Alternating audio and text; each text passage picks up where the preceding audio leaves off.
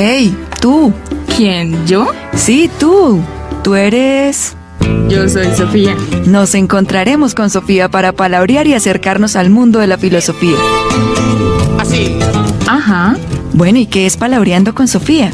Es un espacio de diálogo donde tendremos diversos invitados, historiadores, filósofos, sociólogos, antropólogos, entre otros profesionales de las ciencias humanas y sociales, para abordar un análisis crítico que permita comprender las realidades actuales, tomando como punto de partida las diferentes visiones filosóficas construidas a lo largo de la historia del pensamiento humano. Pues bien, palabras, pensadores, documentos, reflexiones se dan cita aquí. Una producción de la Escuela de Ciencias Sociales, Artes y Humanidades. No te lo pierdas. Palabreando con Sofía. Todo puede acontecer. Un cordial saludo a nuestra amable audiencia del canal UNAT. Esto es Palabreando con Sofía, espacio audiovisual auspiciado por el programa de filosofía de la Escuela de Ciencias Sociales, Arte y Humanidades de la UNAT. En la dirección y conducción de este programa, quien les habla, Tyron Achuri. Desde este espacio les damos un cordial saludo. En esta emisión abordaremos el tema de la depresión y su relación con el suicidio. Un tema que ciertamente tiene mucho que ver con esta época aciaga que nos está tocando vivir.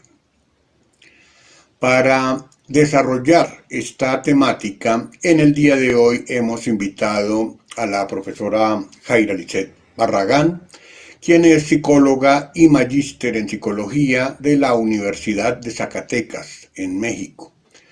Jaira Lisset igualmente cuenta con un doctorado en psicología de la Universidad de Baja California.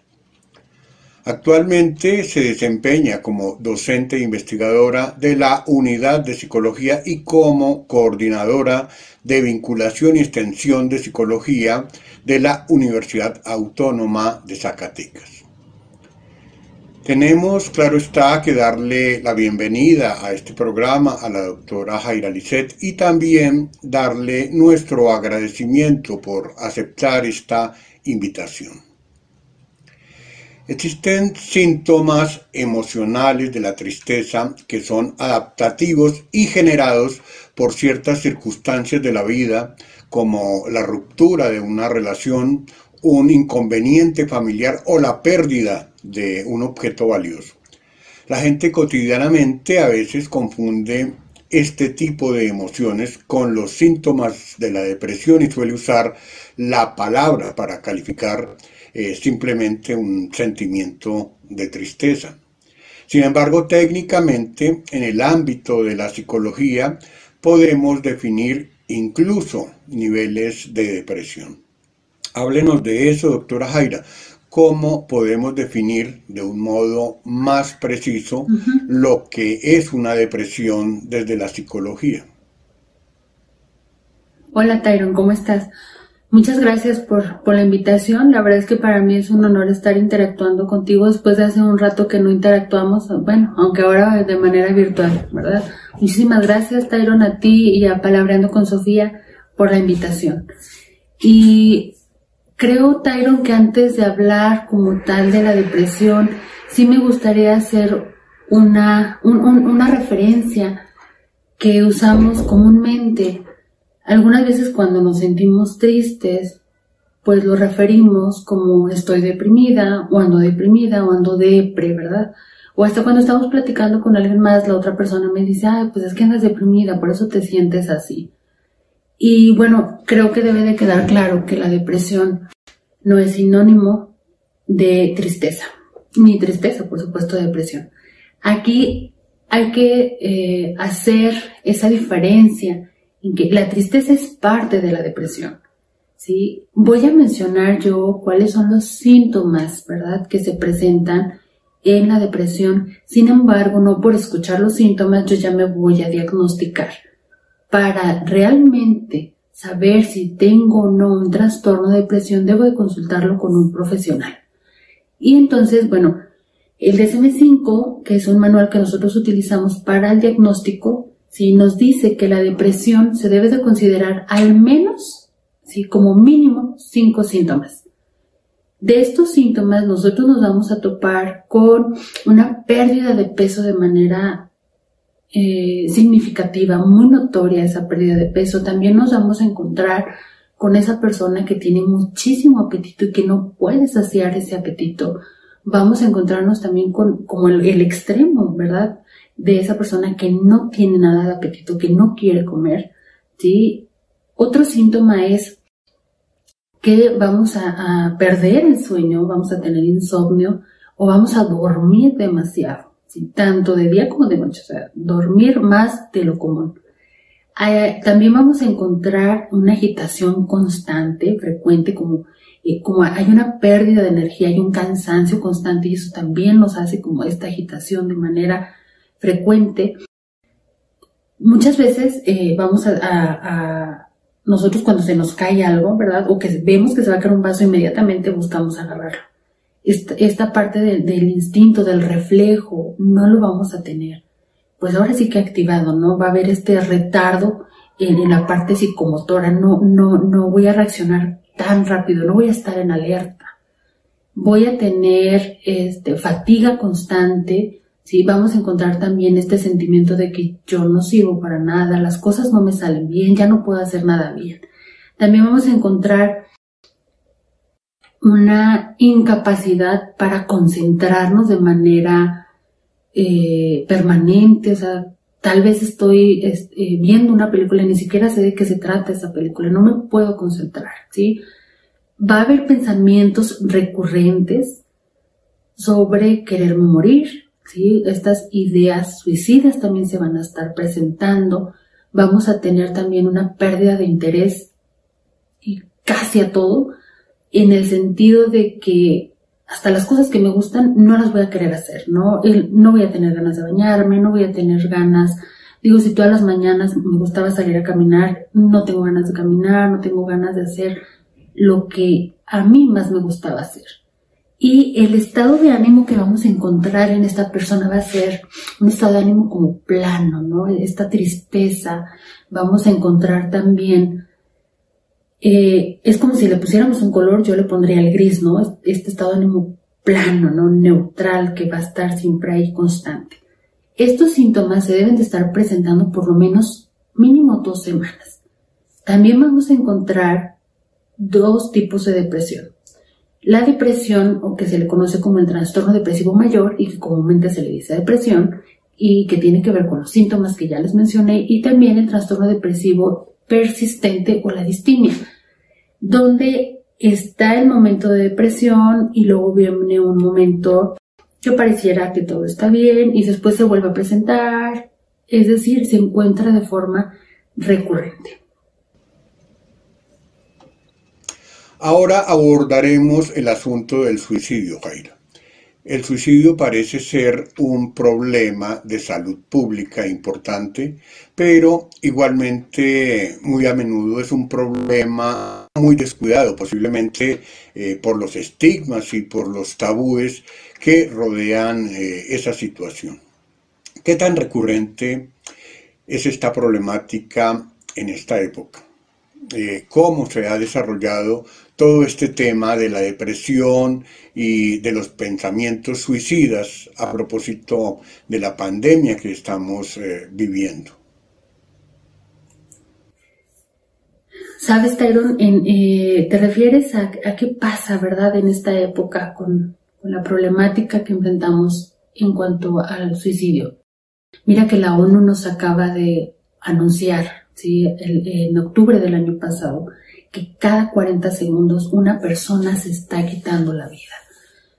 Es una información que para mí es muy alarmante, ¿sí?, que en lo que yo estoy hablando aquí alguien más está quitándose la vida.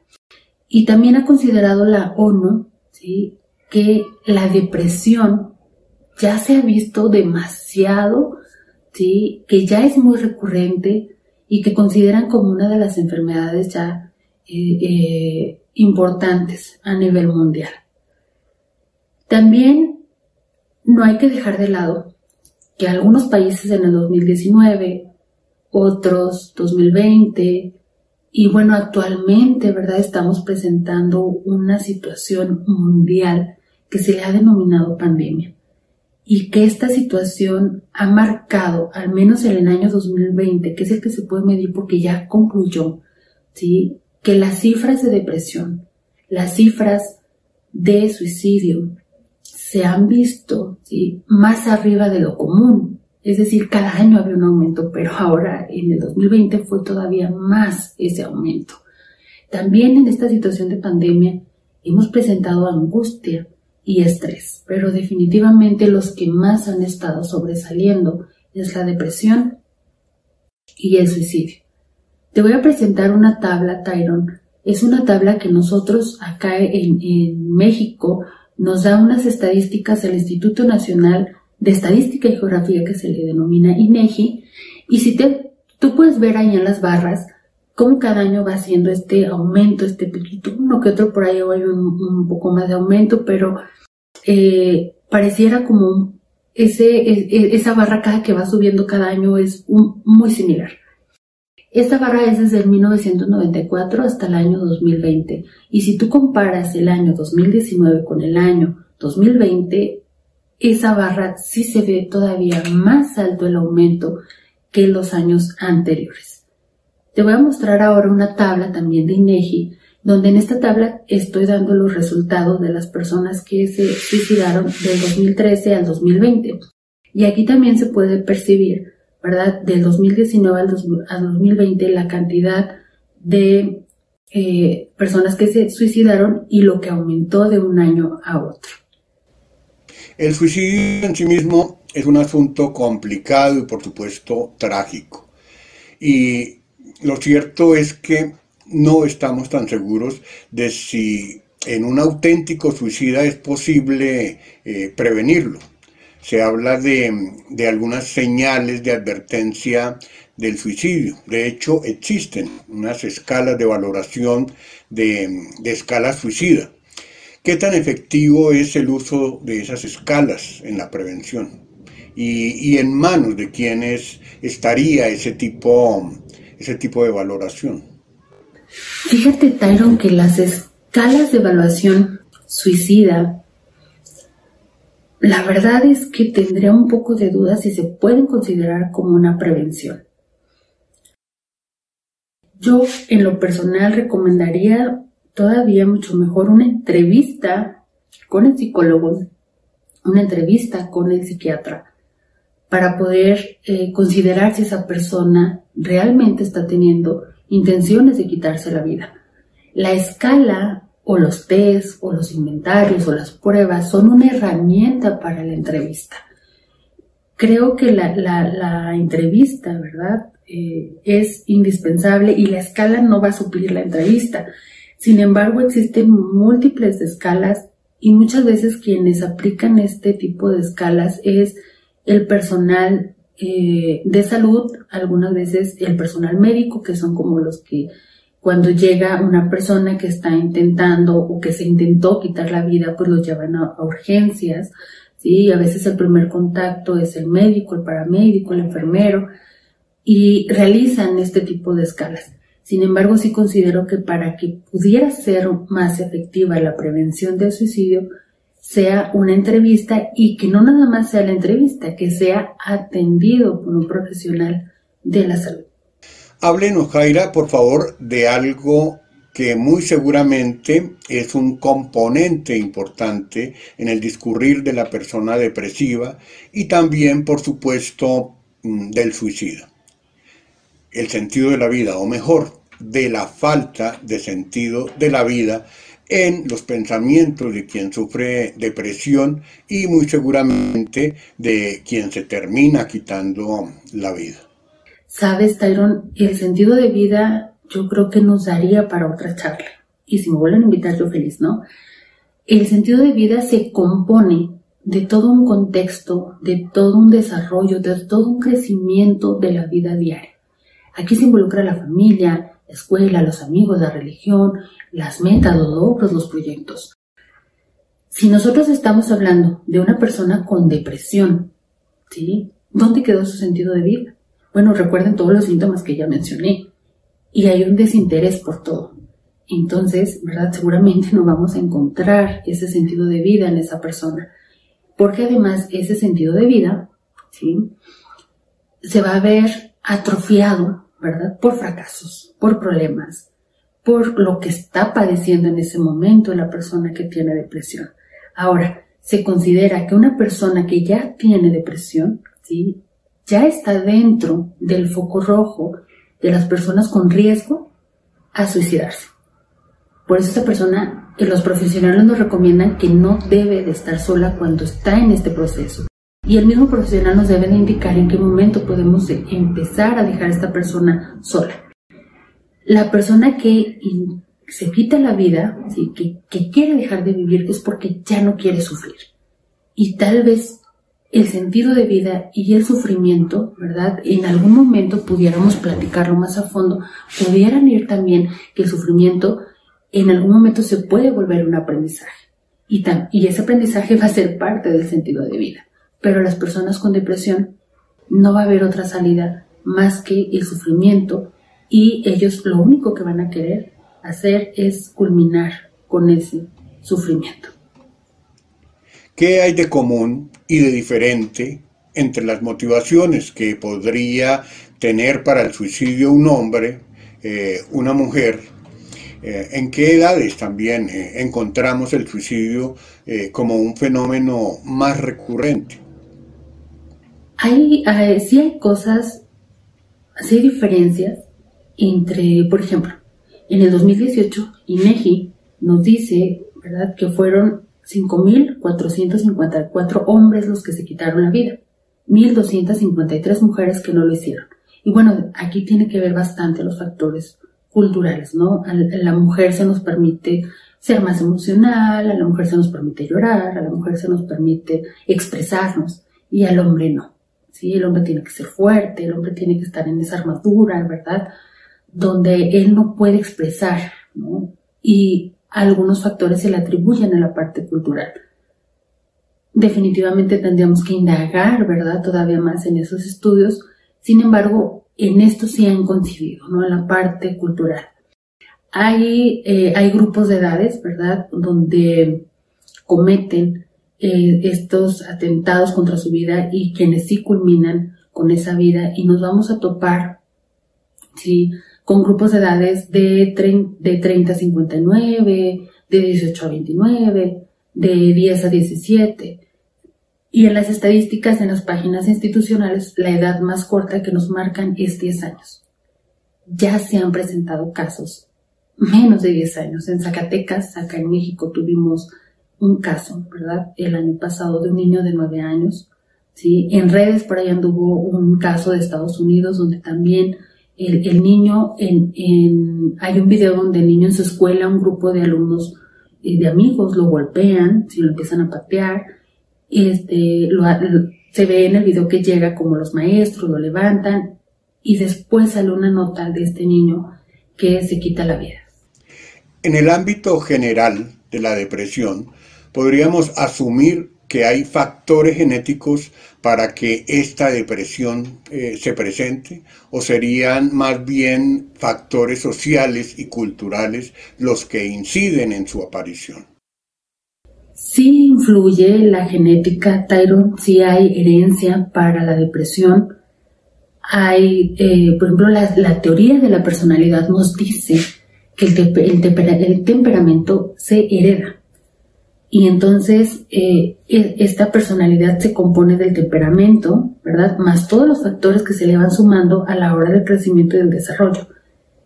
Sí, no olvidemos que el temperamento no va a ser el todo para tener la depresión.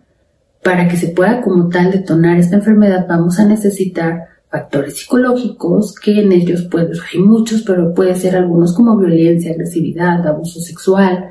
Vamos a encontrar también los factores sociales y culturales, ¿verdad?, como los problemas escolares, el acoso escolar, calificaciones, el rechazo, ¿sí?, fracasos en el noviazgo, temas que van muy enfocados a la parte laboral, ¿sí?, a situaciones que se viven dentro del contexto en ese momento. Y sí hay algunas diferencias entre, refiriéndome y dando un poquito más a la pregunta anterior, entre niños, por ejemplo, entre todos los grupos, pero en los niños, ¿sí? Los que se han quitado la vida y que han revisado y han hecho estudios de su historial, se han encontrado con abuso escolar, se han encontrado con abuso sexual, se han encontrado con violencia en casa, violencia familiar. En los jóvenes, por ejemplo, se han encontrado más como estos fracasos en la pareja, también el abuso escolar, pero ya muy de los amigos que son como más cercanos, ¿no? Las adicciones, incluso también se les ha considerado a estos jóvenes que tienen baja tolerancia a la frustración. En los adultos hemos encontrado como en esa historia, en esos antecedentes, ¿sí? Fracasos familiares, problemas económicos, temas muy referidos a lo laboral, ¿sí? Y por ejemplo, en los adultos mayores se ha topado un historial de esa persona ya no se sentía útil, que incluso se consideraba como un estorbo ya para la familia. En una pregunta anterior, donde se habló de las escalas de valoración, no quedó muy claro el tema de si es o no es posible prevenir el suicidio y cuál es el papel de la familia, quizás el papel de las instituciones.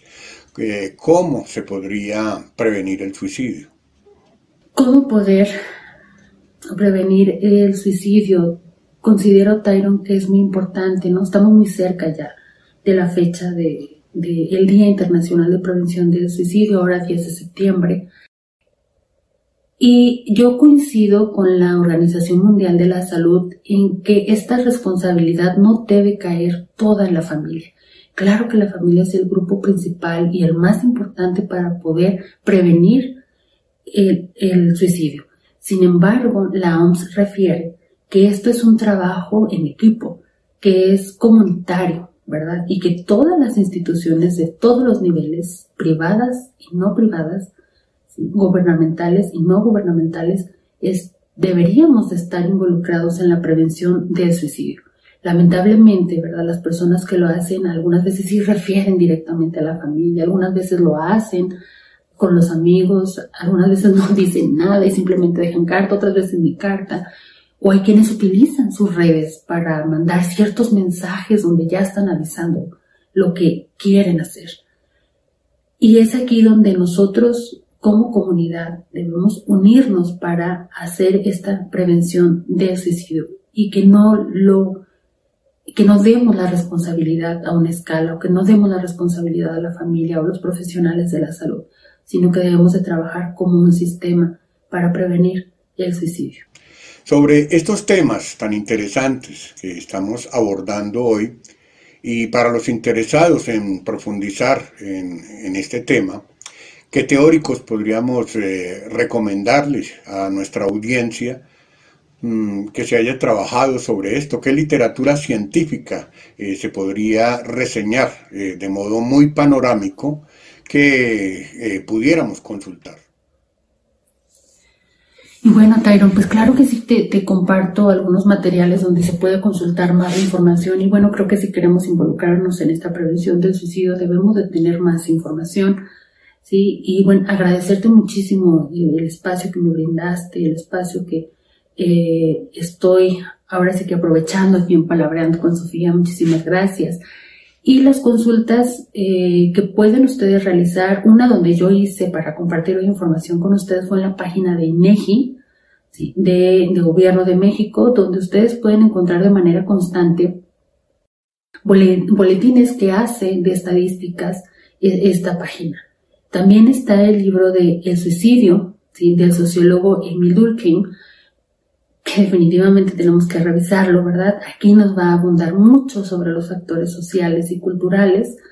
Hay también artículos que estuve consultando y que ustedes los pueden encontrar en Google Académico, donde hay incluso por países, se van a encontrar artículos de Colombia, de España, de México, algunos que es la prevención del suicidio, otros teorías del suicidio, y que sí es importante darles una revisada. Hay un artículo en particular que se llama Adolescencia y Suicidio, de la revista de Psicología desde el Caribe, del autor varón y Olga Patricia, que se los recomiendo que lo busquen y que lo revisen.